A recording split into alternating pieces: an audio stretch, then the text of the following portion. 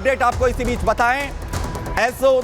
जहां पाकिस्तान पहुंचे विदेश मंत्री एस जयशंकर, एससीओ समिट में हिस्सा लेने के लिए एस जयशंकर विदेश मंत्री पाकिस्तान पहुंचे हैं। आपको बता दें कि लगातार इसकी चर्चाएं हो रही थी कि जहां इससे पहले प्रधानमंत्री को निमंत्रण दिया गया था, लेकिन भारत का जो रुख है वो पाकिस्तान को लेकर जिस तरीके से पूरी तरह सख्त है, और इस वक्त अब एससीओ समिट में हिस्सा लेने के लिए पाकिस्तान की धरती पर पहुंच चुके हैं विदेश मंत्री एस जयशंकर। पाकिस्तान में जहां एससीओ समिट को लेकर पाकिस्तान की धड़कनें लगातार बढ़ी हुई हैं, क्योंकि कुछ तस्वीरें सामने भी आई, क्योंकि इस समिट को सफलतापूर्वक पूरा कराना किसी चैलेंज से कम नहीं है पाकिस्तान के लिए। भाई वो लगातार भारत से उम्मीद कर रहा है कि इस समिट के जरिए अपने रिश्तों को जो है सुधारे, लेकिन भारत एक लगातार ये संदेश दे चुका है पाकिस्तान को कि इस समिट का हिस्सा सिर्फ भारत बनने पहुंचा है, पाकिस्तान से द्विपक्षीय बातचीत करने के लिए नहीं। भाई बात कर रहा हूं लगातार ताइवान को अपने शिकंजे में चीन जिस तरीके से ले रहा है, इसकी वजह क्या है? आखिर क्यों चीन ने हाल ही में ताइवान पर यह एनाकोंडा स्ट्रैटेजी जो बताई जा रही है उसके जरिए शिकंजा कसने की तैयारी की है? इस रिपोर्ट के जरिए देखिए।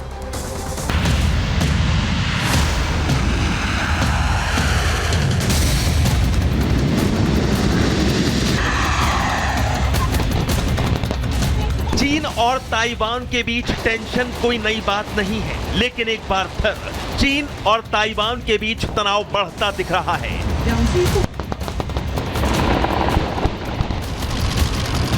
चीन ने ताइवान के चारों तरफ घेरा बनाते हुए अपना नया ज्वाइंट युद्धाभ्यास शुरू कर दिया है। चीन ने ताइवान के आसपास के 9 क्षेत्रों में शुरू की इस वार ड्रिल को स्वॉर्ड 2024 भी नाम दिया है।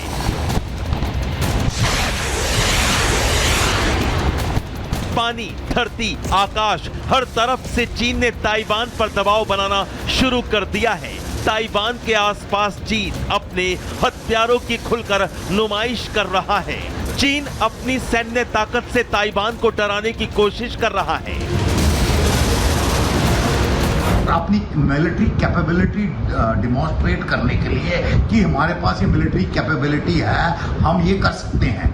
दिस थिंग क्या वो करेंगे नहीं करेंगे, बिकॉज इसमें और भी बड़े इंटरनेशनल रेमिफिकेशंस हैं। इतना आसान नहीं है चाइना के लिए, स्पेशली जिस कंडीशन में भी है ये सब कर पाना। पर उसने एक जिसको आप धमकाना बोल सकते हैं, धमकाने टाइप की एक एक्सरसाइज करी और शो ऑफ मिलिट्री फोर्स किया। इसके ऊपर मैं इसको ज़्यादा कुछ नहीं समझता, ये खाली एक शो ऑफ मिलिट्री फोर्स था।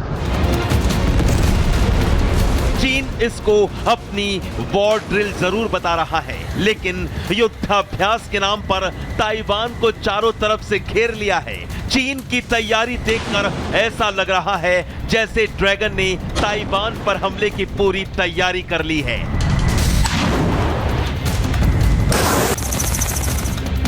चीनी सेना की पीएलए ईस्टर्न थिएटर कमांड के मुताबिक ये युद्धाभ्यास ताइवान के उत्तर, दक्षिण, पूर्व और ताइवान स्ट्रेट में किया जा रहा है।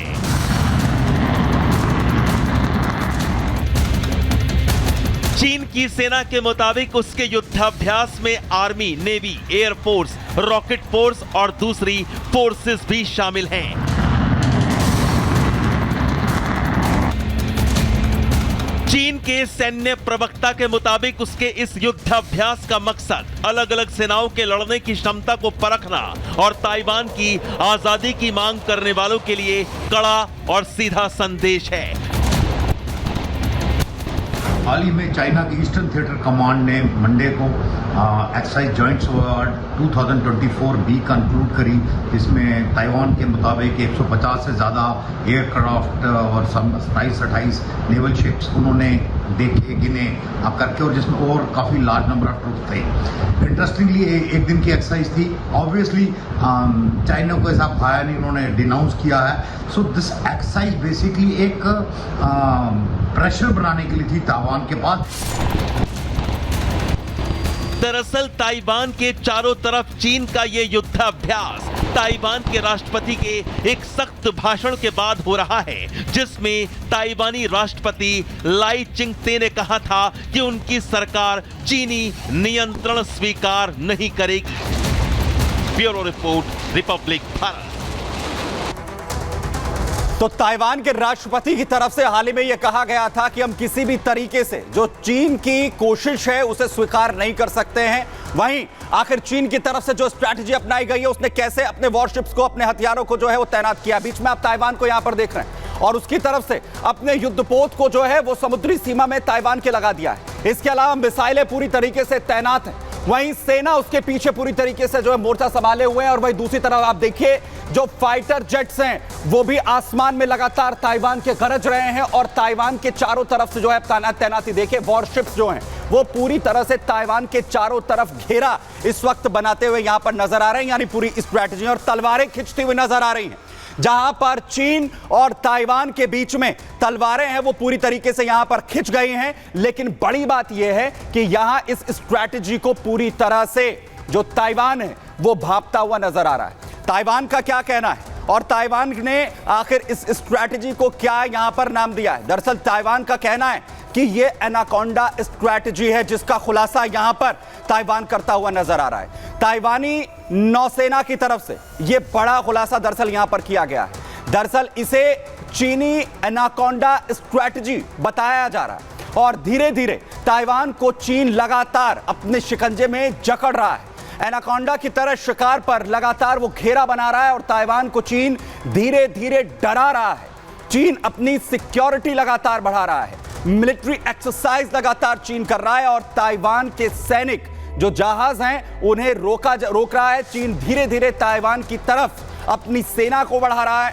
ताइवान द्वीप को जो ब्लॉक कर वो हमला करने की स्ट्रैटेजी पर काम कर रहा है और चीन ने इस साल आसमानी सीमा का दरअसल उल्लंघन किया।